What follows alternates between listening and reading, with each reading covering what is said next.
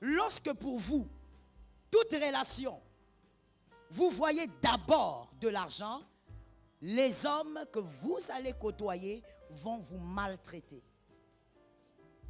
Est-ce que vous comprenez ce que ça veut dire le mot maltraiter? La maltraitance, ce n'est pas seulement battre quelqu'un. Ce n'est pas seulement mortifier quelqu'un. La maltraitance, c'est seulement le fait de ne pas traiter quelqu'un à sa juste valeur. La personne va vous maltraiter. C'est-à-dire, on va commencer à vous traiter seulement de manière très matérielle. Quand on vous voit, on vous donne un 5 $, on vous jette un 5 $ et toutes les grâces, tous les dons, tous les talents que vous avez, et même si vous êtes intelligent, tout ça ne se voit plus. Les hommes ne vous considèrent pas parce que pour eux, vous êtes là seulement pour l'argent. Vous vous êtes diminué vous-même. Est-ce que quelqu'un m'entend? Si une relation doit produire de l'argent, elle produira. Tu n'auras pas besoin de parler. Est-ce que ça a localisé quelqu'un? Pendant que je parle, il faut prendre ce qui est à toi. C'est comme dans un marché, tu prends ce qui t'appartient. Lorsqu'une relation doit produire de l'argent, ça ne dépendra pas de toi, ça va produire de l'argent. Ruth n'a pas fait d'effort. Elle s'est juste bien positionnée. Boaz est venu. Est-ce que quelqu'un m'entend? Donc, il ne faut même pas vous inquiéter. Je prends même un autre exemple comme ça, de manière ramassée. Il y a Jésus aussi. Jésus, il est dans une fête. Personne ne sait que c'est un homme mystère. Mais il est juste dans une fête. Mais la fête là, il y a manqué de vin. Ils ont eu le vin ou ils n'ont pas eu? Ils avaient demandé le vin. Comment toi, jusqu'aujourd'hui, tu penses que pour que Dieu te bénisse financièrement, il faut que ce soit toi qui demandes? Sois délivré de ça, tu te fermes des portes. J'ai besoin d'un 3 amen. Je te dis la vérité. Ce sont peut-être des choses que certains ne te diront pas. Moi, je vais te le dire. Tu te fermes des portes. Même celui qui voulait te faire du bien, il va trouver que tu deviens embêtant. Alors que tu as demandé seulement une fois. Il faut faire attention. Quand Jésus te met avec quelqu'un, si cette personne, la Bible dit le vouloir et le faire, viennent de Dieu. Et puis je vais te dire une chose. Je choque quelqu'un quelque part. C'est un manque de foi que de demander à un humain de l'argent. Je répète la phrase pour celui qui réfléchit. C'est un manque de foi que de demander à un humain de l'argent. Pourquoi? Parce que si je vais demander à cette sœur de l'argent, cela voudrait dire que j'ai mis toute ma foi. Alors que l'argent peut venir de derrière.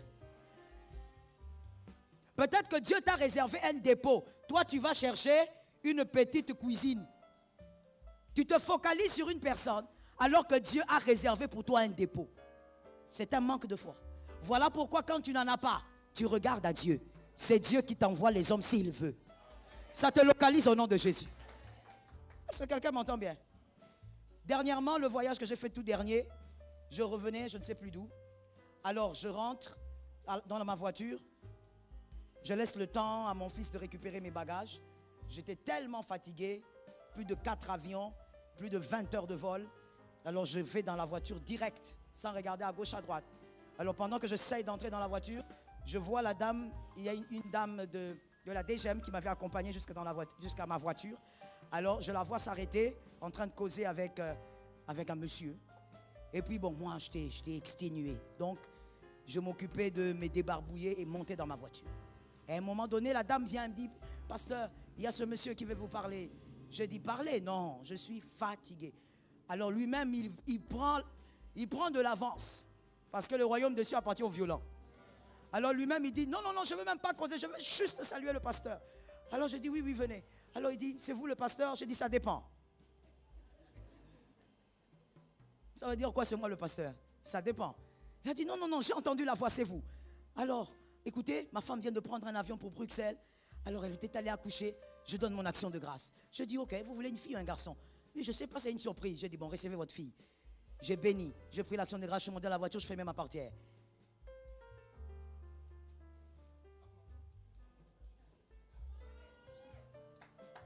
Qui ont compris? Qui n'ont pas compris? Ceux qui n'ont pas compris, restez comme ça. C'est pour seulement te dire que cette action de grâce, je ne l'avais pas calculée.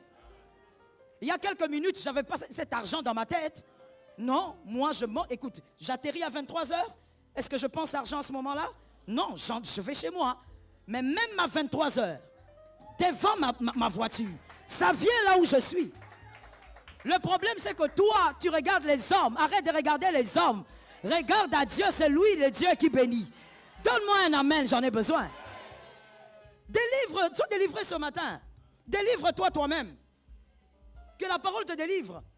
Des fois, tu sais, tu vas te poser la question, mais pourquoi Dieu ne me fait pas du bien comme il fait du bien à tel ou à tel autre? Le problème, c'est que le tel autre là n'a pas ta foi. Vous n'avez pas la même foi. Toi, tu regardes aux hommes, lui, il regarde à Dieu. Même dans les virgules, même dans le $1, lui, il regarde à Dieu. Mais toi, tu calcules. Oh, je connais Jacques. Oh, dans l'église, là, je connais Merveille. Oh, dans l'église, là, je connais Luc. Ils pourront m'aider. D'accord, tu vas te limiter à $10. Regarde à Dieu. Je reviens à ce que je disais. Dans les relations, les pions que Dieu te donne, ne vois pas argent. Vois relation. Que Jésus nous aide. Évoluons, s'il vous plaît.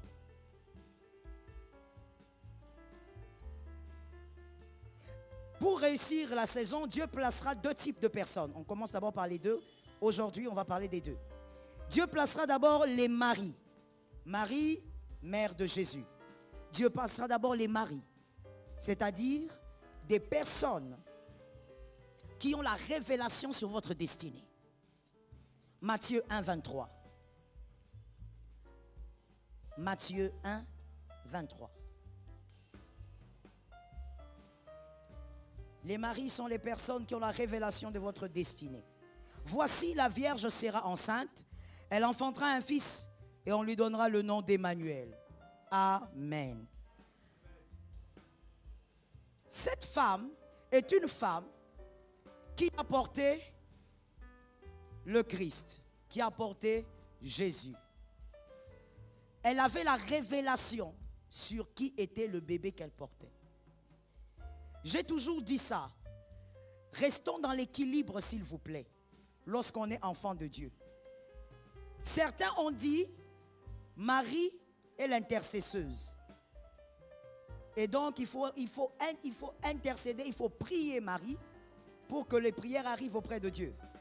D'autres sont venus avec beaucoup de zèle et ont crié, non, Marie ne peut pas être intercesseuse, Marie n'est rien. Quel déséquilibre de tous les côtés. Marie n'est pas l'intercesseuse. Jésus est le chemin, la vérité et la vie. Personne ne va au Père si ce n'est par lui. Mais Marie n'est pas rien. C'est une femme qui a une foi que peut-être tu n'auras jamais. Marie n'est pas rien. Marie était une femme extraordinaire qui, j'aime toujours dire ça de manière très banale, mais c'est de cette manière que tu vas réaliser au fait. Parce que des fois tu lis la Bible vite. C'est une femme qui a vu un ange un jour, une préadolescente de 14 ans, qui tombe enceinte, ne comprenant ni d'Adam ni d'Ève. Elle tombe enceinte, elle veut perdre son fiancé, elle accepte de perdre le fiancé, une fille de 14 ans. Elle préfère rester dans son coin avec une grossesse qu'elle ne maîtrise pas. Elle met au monde, elle nourrit le bébé comme toutes les mères. Jésus a bu le sein de Marie. Jésus a été nettoyé par Marie. Marie cherchait Jésus lorsqu'il était en train de courir dans tous les sens. Mais c'est cette femme-là qui a été la première à dire, tu peux faire quelque chose. Lorsqu'il y avait un problème impossible, c'est cette femme qui a vu l'impossible s'échanger en possible. À cause de l'enfant qu'elle-même avait porté. Combien de femmes peuvent faire ça? Combien d'hommes même peuvent faire ça? Marie avait une foi que peut-être toi tu n'as pas. C'était une femme extraordinaire. C'était une femme exceptionnelle. Et donc, Dieu, dans ta saison, te placera des hommes ou des femmes maris. Ce sont des personnes qui ont la révélation de ta destinée. Ce sont des personnes qui, peut-être même que c'est en priant pour toi dans un coin, que Dieu a commencé à leur parler. Ce sont des gens qui ne se fient pas à ta réalité. Ils savent qui tu es. Tu peux être dans une tenue de camouflage comme ça, c'est comme si tu manques des choses, mais ces personnes savent qui tu es. Ce sont des personnes qui n'ont pas un respect pour toi, ils ont un respect pour ta destinée. Ça veut dire, même si aujourd'hui tu commences à marcher, à te balader pieds nus, ces personnes vont te respecter. Parce que ces personnes savent qui tu es réellement. Les autres étaient là, ils ont vu un jeune homme à peine d'une vingtaine d'années, là, dans une tunique, certainement très maigre, assis dans la fête, peut-être silencieux, ne parlant à personne. Personne ne le regardait. Mais Marie regarde et dit, je connais celui-ci. Celui-ci là, ce n'est pas seulement un homme. Est-ce que quelqu'un m'entend? Donc les maris sont les personnes qui savent qui vous êtes et ce que vous serez demain par la révélation. Alors écoutez-moi bien, lorsque vous rencontrez votre mari, n'en faites pas votre ami. Il y a beaucoup de choses que tu n'as pas saisies dans ta destinée parce que tu as mal défini les relations. Toute relation ne doit pas se transformer en amitié. Toute relation ne doit pas se transformer en amitié. Et d'ailleurs, tu peux écrire ceci. La gentillesse n'est pas un indice majeur pour créer une amitié. On ne crée pas une amitié parce que la personne est gentille avec vous. Beaucoup de gens au milieu de nous, vous avez perdu les personnes importantes de votre destinée parce que vous vous êtes trop approchés d'eux. Certaines personnes, pour qu'elles vous bénissent bien, soyez loin. J'ai parlé à quelqu'un qui a entendu. Je répète encore.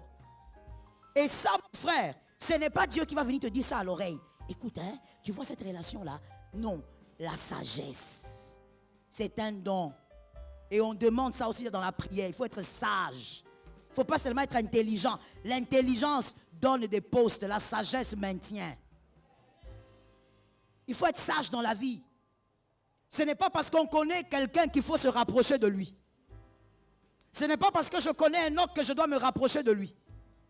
Certains rapprochements tuent la bénédiction. Dis ça à ton frère. Voilà pourquoi, madame, vous savez, nous le disons. Quand je dis nous, je parle de moi et de mon mari. Quand nous prêchons, nous le disons tout le temps. Et c'est la manière même de comprendre les choses à l'AENA. Lorsqu'on est à l'église, on n'est pas amis. On n'est pas venu ici pour être amis. Je vous interdis même d'être amis. Je l'ai dit ici ou je ne l'ai pas dit. À l'église, on est frères. C'est ce que la Bible dit. La Bible ne dit pas, soyez des amis. La Bible dit, soyez frères. Alors je vous pose une question. Qui ont des petits frères? Des petits frères biologiques? Petits frères biologiques, vous en avez? D'accord. Est-ce que vous êtes amis à vos petits frères?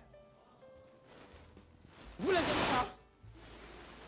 Mais pourquoi ce ne sont pas vos amis? Vous avez des grands frères? Ce sont vos amis? L'église est un lieu de fraternité. Ce n'est pas un lieu d'amitié. Ce n'est pas un lieu où quand on finit, elle va commencer à s'accrocher à une autre maman. Vous sortez ici, vous partez maintenant je ne sais où. Moi je vous ai vu à l'église. Mais vous sortez, vous partez je ne sais où. Là où vous allez je ne sais où, vous trouvez vos problèmes. Est-ce que quelqu'un m'entend? Quand vous trouvez vos problèmes là-bas, vous revenez à l'église et vous dites, je n'irai plus à l'église parce que maman telle m'a dérangé. Je pose la question, qui t'a dérangé réellement? Qui t'a dérangé? Tu t'es dérangé toi-même, ta connaissance t'a dérangé. Ton ignorance t'a dérangé. Tu ne viens pas ici pour chercher des copines. Si tu n'as pas de copines dehors, contente-toi de ta vie. Tu ne viens pas ici pour te chercher. Ah, vraiment, je sens que ça colle moi et la fille là. Ne venez pas vous coller ici. Je répète, ne venez pas. Ici, ce n'est pas le lieu de colle-colle. Ici, c'est le lieu où l'évangile est prêché, ton cœur est transformé. Quand tu viens ici, tu pries, tu écoutes Dieu, tu reçois le miracle, tu pars annoncer la bonne nouvelle. Ce n'est pas un lieu où tu vas commencer à regarder. Celle-là, c'est qui? Ah oui, et je l'aime bien, j'aime son petit visage. Laisse son petit visage là-bas. Je reprends en disant, toute relation ne doit pas se transformer en amitié. Marie ne doit pas devenir ton ami. Marie, c'est la personne qui a la révélation et qui prie pour toi. Vous gardez une relation de respect. Est-ce que quelqu'un m'entend? Marie est une personne qui a vu tes faibles commencements.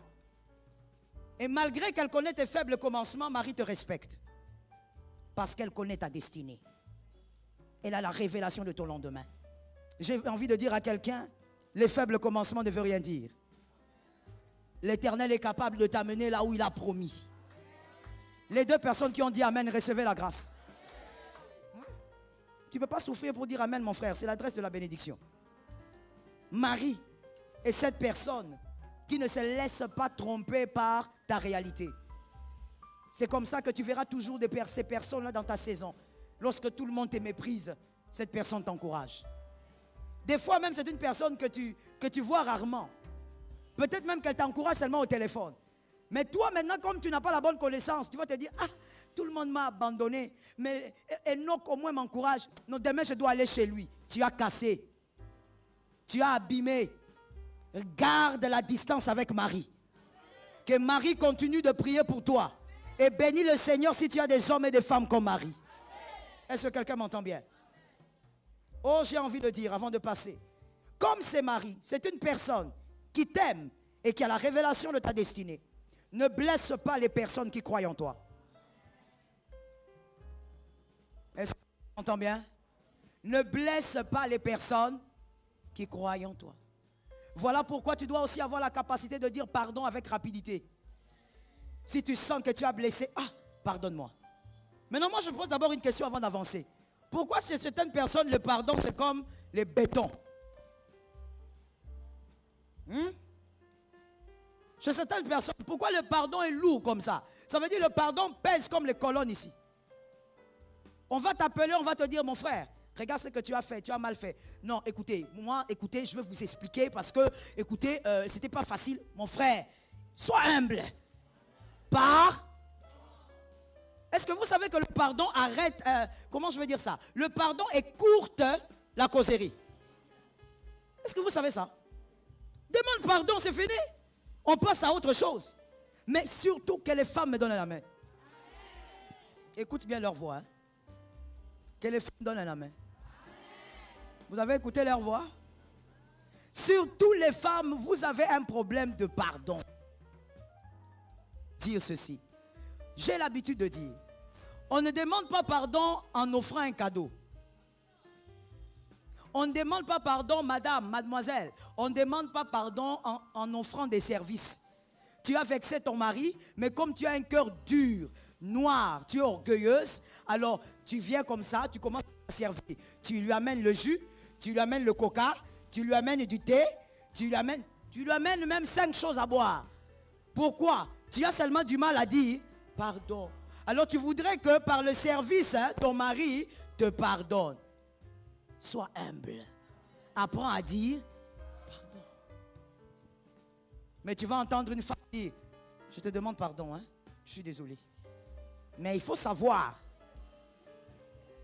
Ce que je dis là, c'est faux. Vous-même les femmes, ce que je dis là, c'est faux.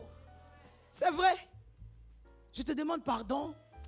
Mais tu sais, hein, moi je ne supporte pas quand tu me fais. Quand on demande pardon, ça ne justifie pas. Sinon, ce n'est pas un pardon. Est-ce que quelqu'un m'a entendu? Que Dieu t'aide à ne pas blesser les maris. Quand quelqu'un prie pour toi, mon frère, il est précieux. Oh, je t'assure. Je t'assure. Peut-être que toi, tu n'as pas encore expérimenté ça. Mais moi, j'ai déjà expérimenté la puissance de quelqu'un qui prie pour vous, mais pas n'importe qui, une personne qui vous aime. J'ai déjà expérimenté ça. Je suis déjà allé prêcher quelque part. J'arrive sur le lieu. Je sens que l'atmosphère est minée à un niveau incroyable. Je me pose des questions, mais c'est quoi ici? Je me mets à parler en langue. Je parle en langue. Mais je sens qu'il y a les bétons. L'atmosphère est minée. À un moment donné, je dis, Saint-Esprit, il faut moi que tu me parles parce qu'ici, là, je vois, il y a quelque chose de bizarre. Le Saint-Esprit me donne une instruction. J'ai commencé à obéir à l'instruction. Et après le travail de ce jour-là, quand je suis entré au bureau, j'ai fait d'abord un service de prière. Quand je suis entré au bureau, le pasteur m'a regardé et m'a dit, pasteur, vous voyez telle dame que vous avez appelée, vous voyez telle dame, vous voyez tel autre, vous voyez tel monsieur. Ce sont les 5 sorciers que nous avons ici. Les 5 sorciers majeurs de l'église, des papas qui sont là pour nous enseigner. Pasteur, vraiment, je ne sais pas, peut-être que les fidèles vont croire qu'on avait causé, mais c'est vraiment Dieu. Ce sont des grands sorciers. J'ai dit, ah bon? Donc c'est eux qui me compliquaient la vie. Moi j'ai pris des avions pour venir travailler, mais des sorciers là sont venus compliquer la vie. Quand j'ai terminé, je suis rentré à l'hôtel. J'ai reçu un message d'une de mes filles. Elle m'a demandé comment j'allais et puis elle m'a dit, maman, depuis hier, le Seigneur m'avait donné l'ordre de jeûner 2 jours pour toi. J'ai jeûné 2 jours à sec et je priais pour toi. J'ai dit, ben voilà, c'est ça les résultats de la prière. Quand quelqu'un t'aime, prie pour toi, respecte ça. Est-ce que quelqu'un m'entend? Ah, j'ai envie de parler. Là où l'argent n'ouvre pas la porte, la prière ouvre la porte. Mon frère, sois délivré de la vaine manière de vivre. L'argent n'ouvre pas toutes les portes. L'argent, ce n'est pas tout. Là où l'argent n'ouvre pas, la prière peut ouvrir la porte. D'ailleurs, je vais loin, pourquoi? Il y a des choses que l'argent ne donne pas. La prière va te délivrer du mal. Toi, tu crois que sur un lit d'opération, l'argent va te sauver là-bas? Tu as beau payer beaucoup d'argent, si ce jour-là, le médecin a fait quelque chose de bizarre, tu trépasses. Mais si tu as Dieu, même si le médecin était un peu distrait, il y a les anges qui sont dans la salle. Ça te localise et ça localise ta maison. Ne néglige pas Marie, prends soin de ces personnes. Si tu les connais, respecte ces personnes et ne les blesse pas. Que Jésus t'aide à comprendre ces choses. J'étais en train de dire avant de passer que toute relation ne doit pas se finir en amitié. Il y a des relations que quand vous créez l'amitié, vous détruisez tout. Qui connaît Jean-Baptiste? Qui connaît Jésus? Ils étaient amis et pourtant ils étaient cousins. Des cousins proches, hein? Pas loin. C'est pas comme les gens de cousins qu'on t'amène à la maison, on te dit c'est votre cousin. D'accord maman, c'est quel cousin? Tu vois l'enfant de votre oncle, tu vois les grands-pères, tu vois l'arrière, tu vois les petits, c'est lui. Donc toi-même tu es perdu dedans, tu ne comprends pas c'est qui cet homme. Hier j'étais en train de rire avec mon mari, on a ri de nos mamans. On était en train de se raconter mutuellement comment nos mamans nous faisaient des choses. Les mêmes choses, c'est-à-dire on t'amène quelqu'un là à la maison. On te dit, c'est tonton. Ok, c'est tonton. Oui, c'est le petit frère du petit frère du petit frère du cousin de papa. Oh. Non, mais là encore ça va, monsieur Trésor. Là encore ça va. On dit, ok, d'accord, c'est tonton. On grandit avec des tontons comme ça, des fois même qui vous tapent. Hein. Ils te voient passer comme ça, ils te tirent l'oreille. Tu dis, c'est tonton. Tu as du respect. C'est quand même le cousin de papa. Maintenant, quand vous grandissez, vous commencez un peu à vous intéresser, non? Tonton, là, il est tonton comment exactement? Vous commencez un peu à fouiner. C'est là que vous découvrez qu'il n'est même pas de votre tribu. Donc, il n'est même pas de votre... Ah, donc cet homme ici n'a rien à voir avec nous. Non, il n'a rien à voir. Maintenant, toi, ose maintenant dire à maman, maman, mais cet homme n'a rien à voir. Mauvais cœur. Cœur noir. C'est le tonton. Ah, ce n'est pas le tonton. Mais vous voyez, c'est pour Jean et Jésus. C'était des cousins proches. Mais dites-moi, dans votre Bible peut-être, parce que moi vraiment j'ai pris mon temps, je n'ai pas vu. Dans votre Bible, combien de fois ils se sont rencontrés? Ils se sont rencontrés une fois. Et d'ailleurs, ce qui me tique moi, c'est qu'ils avaient l'opportunité de se rencontrer plusieurs fois. Parce qu'il y a un verset qui dit que Jean a envoyé ses disciples. Allez lui demander. Mais Jean, tu peux aussi aller toi-même, c'est ton cousin. C'est ton cousin. Tu peux toi-même aller demander. C'est pour seulement vous dire que ce n'est pas parce qu'on s'entend bien ou parce qu'on a découvert une grâce auprès d'une personne qu'il faut être amis. Ils sont restés chacun de son côté, chacun avait sa mission, mais ils étaient frères. Ce qui compte, c'est la fraternité, ce n'est pas l'amitié. J'ai aimé cet amen là. Je reprends la phrase. Ce qui compte, c'est la fraternité, pas l'amitié. L'amitié se brise, la fraternité ne se brise pas. Dis ça à ton frère si ton micro a un problème. Voilà pourquoi ma soeur, madame, monsieur, à l'église, dites à votre frère, tu es mon frère, pas mon ami. Si tu es mon ami, un jour, ça va barder. Sois mon frère. Un frère, je peux faire un mois, je ne te vois pas, tu sais que je t'aime. Est-ce que quelqu'un m'entend? Ah, mais oui, mais oui. Moi, avant de voyager pour voir ma petite soeur qui est venue là, peut-être certains l'ont vue quand elle est venue, la cadette, on avait fait 17 ans, sans se voir. On parlait seulement au téléphone, mais se voir comme ça, 17 ans. Mais est-ce que ça veut dire que ce n'est pas ma soeur? Si, c'est ma soeur. Je ne l'aime pas, je l'aime. Même si tu ne me vois pas, je ne me dirai pas que tu ne m'aimes pas, parce qu'on est frères. Dernièrement, plusieurs fois d'ailleurs, toutes les dernières fois où je suis allé aux États-Unis, je ne suis pas allé chez elle, alors qu'elle est là. Mais elle ne se dit pas, ma soeur est venue vraiment aux États-Unis, elle n'est pas venue me voir. Elle sait que je l'aime. C'est possible. Parce qu'on est frères. Si vous êtes amis, si vous êtes amis, vous allez un jour vous séparer mal. Mais si vous êtes frères, même à distance, vous allez toujours réparer. Que Jésus vous aide à comprendre ça. Je parle d'Hérode. Tu as compris qui était Marie, maintenant je te parle d'Hérode. Gère bien Marie. Ne perds pas Marie. Avant de parler d'Hérode, je veux que tu écrives ceci et que tu retiennes, s'il te plaît. Dans les relations, l'intelligence de relation recommande ces trois éléments. Premièrement, on n'approche pas tout celui qu'on connaît.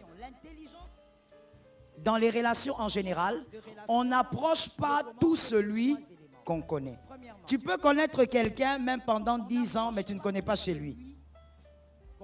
Je sais que c'est difficile hein, pour certaines personnes, mais c'est l'intelligence des relations. Tu peux connaître quelqu'un depuis 16 ans sans connaître sa maison. Tout celui qu'on connaît, on ne doit pas forcément l'approcher. Or, que cette sagesse entre en toi. Deuxième chose, on ne se confie pas à celui qu'on aime. On se confie à celui qui a du respect pour votre destinée. On ne se confie pas à celui qu'on aime. Alors que moi et vous, on a tendance à tomber dans cette erreur.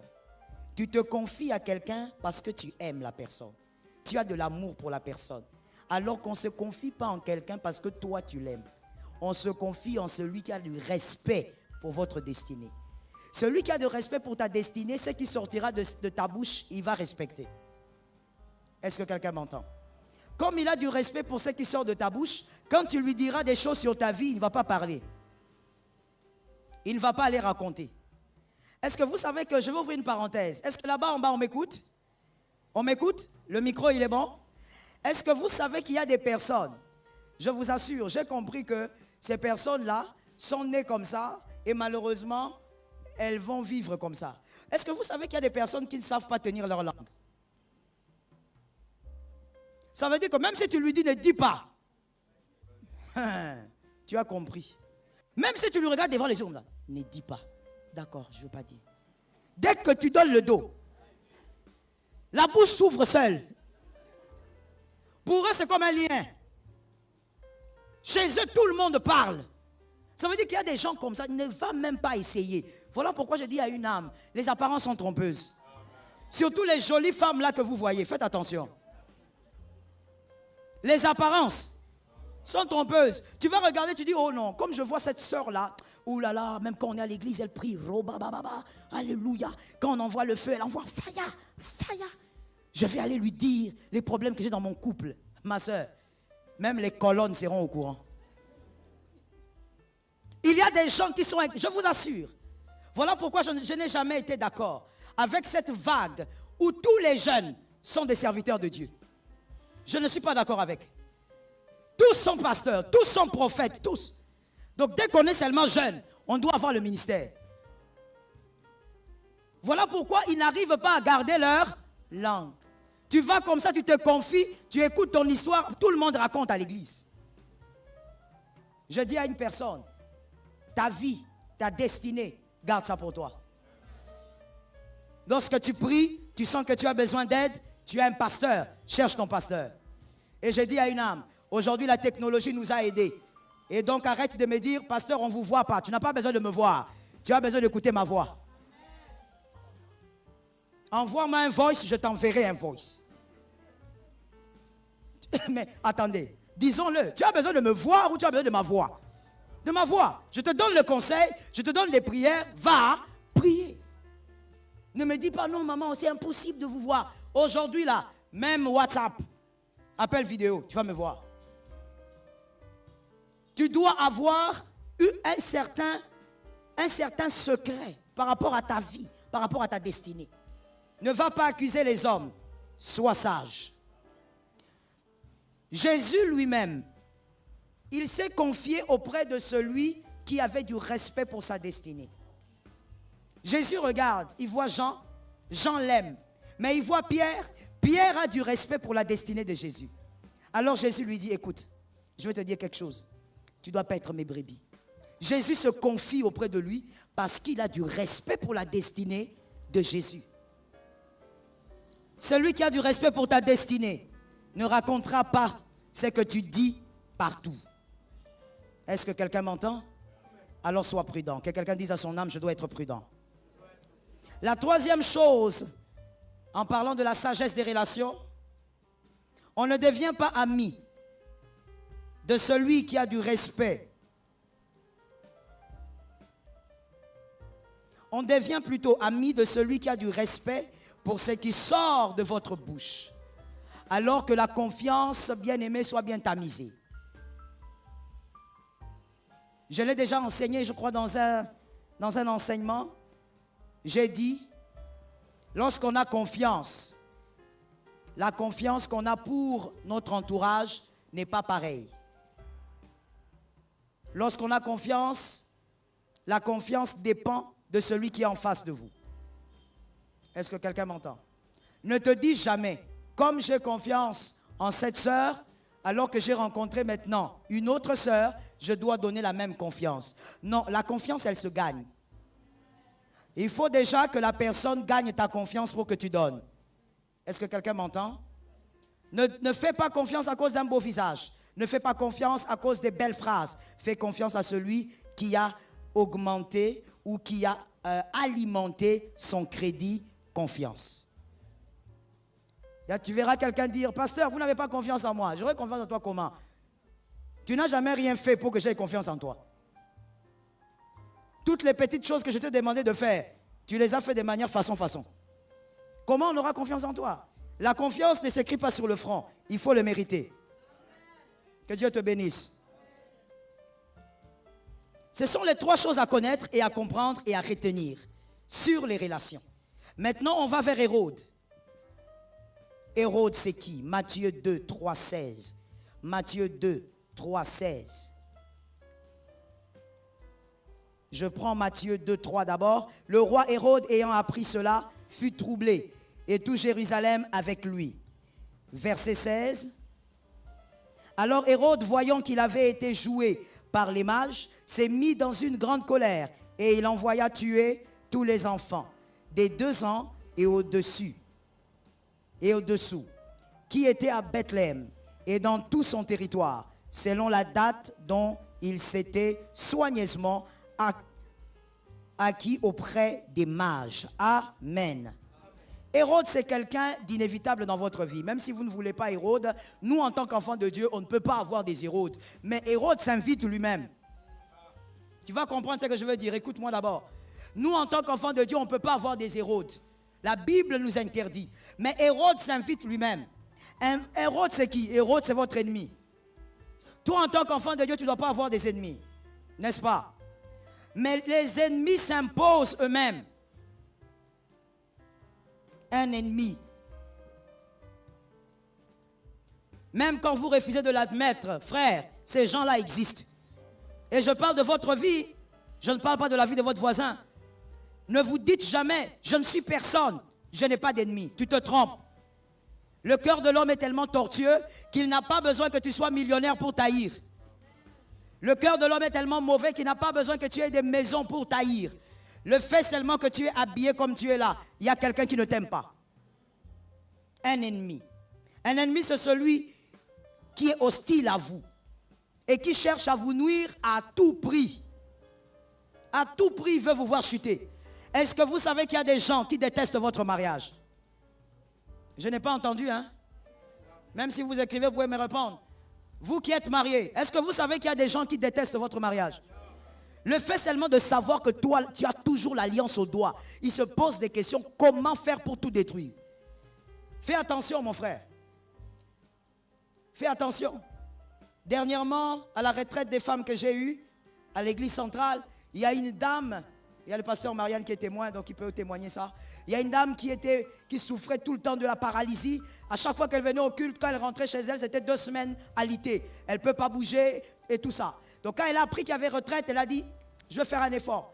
Et quand elle vient, le Dieu des miracles la touche et elle guérit. Et elle s'est levée, une femme de plus de 60 ans, hein. Elle s'est levée, elle a commencé à courir dans la salle était en feu. On a vu Jésus élever une paralytique et le Seigneur a fait grâce. Mais c'est son témoignage qui m'intéresse au fait.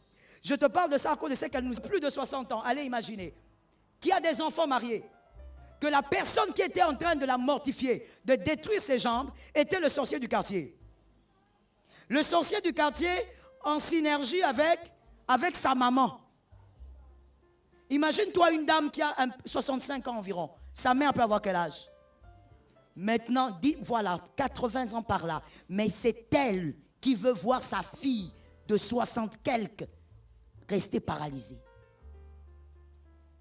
Une dame qui n'a ni or, ni argent. Elle a juste une petite simple vie. Mais sa propre mère, en coalition avec le sorcier du quartier, ont paralysé les jambes. Alors toi, ne me dis pas comment j'aurai un ennemi, qu'est-ce que j'ai? Tu ne connais pas le sorcier. Le sorcier peut même te tuer pour des lunettes. Ah, vous riez, oui. Le sorcier peut te tuer même pour le poisson. Le sorcier, il peut te tuer pour tout, même pour ton physique. Tu n'as rien fait. Tu as seulement subi l'ADN. Mais le sorcier va te tuer pour ça. Il y a des gens, quand ils se lèvent pour vous jalouser, toi-même tu te regardes au miroir, tu dis, ah, mais j'ai quoi sur ce corps ici? Qu'est-ce que j'ai produit? Je n'ai encore rien. Non, ils veulent voir ta tête tomber. Mais je dis, ils ont menti. 2023, personne, la tête ne tombera. Ta tête ne peut pas tomber au nom de Jésus. Pendant que tu as dit amen, ça tombe dans ta maison. Ça tombe dans ta famille. Que quelqu'un d'intelligent prenne ça. Ta tête ne peut pas tomber. Un homme ne peut pas décider la nuit dans un monde noir, bizarre, de faire tomber ta tête et ta tête tombe. Je dis, je te sors de cette liste-là. Tu n'es pas un chat. Tu n'es pas une chèvre. On ne peut pas décider par un groupe de personnes comme ça malveillants et dire que tu n'auras pas d'enfant et toi tu attends là. Ah non. Je dis à quelqu'un, tu vivras ta saison au nom de Jésus. Celui qui a pris reçoit cela pour sa maison. Tu vivras ta saison. J'ai envie de dire à quelqu'un, les adversaires et les ennemis ne peuvent pas mourir. Moi j'aime qu'ils soient là. Ils doivent voir que l'Éternel est avec toi. J'ai l'habitude de te le dire, n'est-ce pas? Est-ce que vous savez que ce ne sont pas les amis qui vous ascensent? Tout à l'heure, je vais l'expliquer avec Hérode. Ce ne sont pas les amis, ce sont les adversaires qui vous ascensent. Plus ils cherchent à vous détruire, on apprend nous tous qu'on cherche à te détruire. Et après quelques mois, on constate qu'au lieu d'être détruit, tu es en train d'être bonifié. Que ça te localise au nom de Jésus. Il y a des gens comme ça donc. Des gens qui ne vous aiment pas pour des raisons étranges. Il y a même des gens, j'ai vu ça, une dame très bizarre, je crois qu'elle a besoin de délivrance. Elle jalousait une autre, alors que la dame dont je te parle, elle est mariée. Non, elle n'est plus mariée. Elle était mariée à l'époque. Elle jalousait une autre à cause du mari qu'elle avait. Alors qu'elle-même est mariée. Pour vous dire que sur la terre, il y a des bizarreries. Elle est mariée, mais elle est jalouse et elle admire le mari d'autrui. Célibataire, quand on te dit de bien choisir, tu choisis façon, et puis demain, tu nous crées des problèmes ici. Choisis une bonne femme. Choisis un beau mari. J'ai dit bon et beau. C'est tombé sur quelqu'un là-bas? Ça vous a localisé? Choisis un bon et... Toi, tu vas seulement dire le cœur, maman. On ne se promène pas avec le cœur. Hein. Dans les quartiers, là, on ne se promène pas avec le cœur. Le cœur est important, mais il faut aussi se balader un peu. Un peu de balade dans le quartier. Et quand tu te balades, tu es fier que tu te balades avec quelqu'un. Mais toi, quand il va te dire, allons nous promener. Non, j'ai mal aux pieds. Toi-même, tu sais que ton monsieur, là, façon. Tu l'avais pris seulement comme ça. Non, mademoiselle, choisis quelque chose. Pas quelque chose, c'est quelqu'un. Choisis quelqu'un de beau. Quand tu regardes, tu dis, mon âme est content. Mon âme est heureuse de voir cet homme qui est mon mari. Ce n'est pas qu'il t'appelle comme ça, Janine, tu viens? Oui. Ça veut dire quand il t'avait appelé, tu avais les ailes. Quand tu viens devant lui? Oui. Mais qui l'avait choisi? Mon frère, choisis une belle femme. À tes yeux, la beauté est relative. À tes yeux, qu'elle soit belle. Est-ce que tu as compris? Stéphane, tu as entendu? Il ne faut pas la même façon ici. Oh non, maman, elle prie beaucoup. Ah, il faut laisser ça. Toi-même, tu vas prier beaucoup. Choisis quelqu'un qui a un bon cœur, mais qui est belle. Il faut penser à la lignée. Ah oui. Ah oui. Il faut penser à la lignée. Oui, il ne faut pas nous compliquer la vie. Il faut nous amener un enfant, on regarde l'enfant, on dit alléluia. Jésus est bon. Mais il ne faut pas nous amener un enfant, toi-même tu commences à te justifier. Il va devenir beau avec le temps. Non, non. L'enfant là doit être beau quand il est tout petit là. C'est tout. Il faut penser à la lignée. Moi, ma mère me disait ça souvent. Mais vous savez, j'étais très jeune. J'avais peut-être 17, 18 ans. Elle me disait toujours, déjà 15 ans, elle me disait deux choses qu'elle répétait toujours. Prie pour ton mariage. Moi, je dis, oh, écoute, maman, il faut prier. Il faut dire à Dieu, Seigneur, donne-moi l'homme de ma destinée. Moi, je dis, ah, maman, laisse ça. Et la deuxième chose, elle me dit, ma fille. Et là, elle me disait ça seulement quand je lui disais, maman, tel m'a dragué. Elle dit, ah, c'est qui? Ah, le monsieur là. Souvent, maintenant, ce sont des gens de l'église. Nous, les filles des pasteurs, on nous drague toujours. À l'église, maman. Je vais nulle part. Je vais à l'école et puis je vais à l'église. Donc, c'est seulement à l'église. Alors, quand je lui dis, tel frère là m'a dragué, elle me dit, on va voir un peu. Tu vas me le montrer le samedi, puisque nous, on priait le sabbat. Tu vas me montrer le samedi. Quand on arrive à l'église, je dis, maman, c'est lui. On va parler à la maison. Quand on arrive à la maison, ma fille, ce gars-là, il n'est pas mauvais, mais pense aux enfants. C'est tout ce qu'elle me dit. Elle ne va pas me dire que non, il n'est pas... Non, non, non. Pense, quand j'entends seulement le code, je dis non. In the name of Jesus. Arrière de moi. Est-ce que quelqu'un m'entend? Mais quand maintenant je suis tombé sur l'homme en question, toi-même tu vois que ça va. Hein? Quand je marche dans la vallée de l'ombre et de la mort,